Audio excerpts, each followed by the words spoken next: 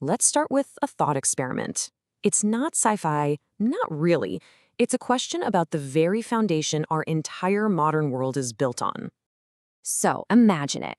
You wake up one morning and something just feels off. That constant hum of connection in the background of your life, it's just gone. You reach for your phone, right? But it's not just weak service or a temporary glitch. There's nothing. A complete, dead silence where the entire digital world used to be. You know that muscle memory you have to ask Google a question? Gone. The ability to check on your friends, see the news, totally severed. Every single question you have just hangs in the air, unanswered. And this is when you realize it's so much bigger than your phone. It's starting to bleed into the real world. The banking apps don't work. The ATMs are just dark, useless boxes. Your own money is suddenly trapped behind a wall you can't see. This isn't just your city. It's happening to everyone, everywhere. It's global. So the real question is, what happens next? You know, we tend to think of the internet as something for social media or watching videos. But the truth is, it's become the planet's invisible nervous system. It runs almost everything in our lives, whether we notice it or not. So, the plug is pulled. The first few hours aren't going to be some Hollywood movie with big explosions. No, they'd be defined by a creepy, unsettling silence that just keeps spreading. I mean, just look at how fast things fall apart. In the very first minute, our main way of talking to each other just vanishes. 15 minutes in, no more news. Within an hour, you can't even use a map. And after just a few hours, that little bit of hope that it's just a temporary thing, it shatters. And that's when real, widespread confusion kicks in. This is the turning point. This is where personal inconvenience snowballs into a full-blown societal crisis.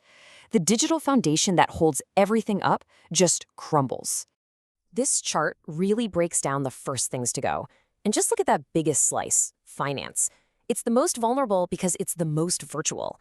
But it's a domino effect, right? Without communication, you can't coordinate emergency services. Without logistics, the stores go empty. The entire system goes into shock all at once.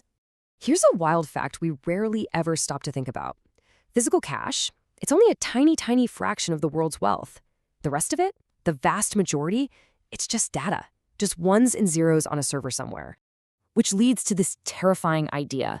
When those servers go dark, it's not just that you can't access your money, the whole concept of that money, its value, its existence, it just starts to evaporate. The global economy would pretty much cease to exist in a matter of hours. And how are you supposed to coordinate a response to all this? Well, you can't. Everything on the left side of this screen, our entire modern way of communicating, is gone. We're thrown back decades, forced to rely on old radios, maybe landlines if they still work, and just word of mouth. Trying to manage a global crisis like that is practically impossible. So, okay, beyond the collapse of systems, there's the human cost. Think about it. We've literally trained our brains to expect constant information, constant connection.